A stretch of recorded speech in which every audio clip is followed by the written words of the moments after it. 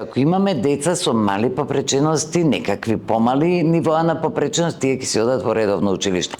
И никој не смее ниту да не ги запише, ниту да ги отпише од училиштето без согласност на родителот и без проценката на МФК. Што во случајот ако детето има можеби поголеми образовни потреби, поголем степен на попреченост, меѓутоа родителот инсистира тоа да биде запишено во редовно училиште?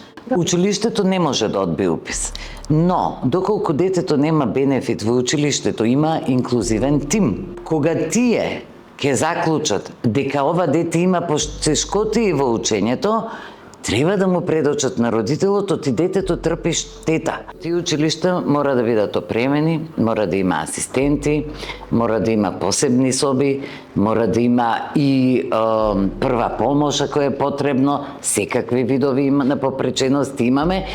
И јас отворено кажувам, сите наши училишта не се спремни за тоа.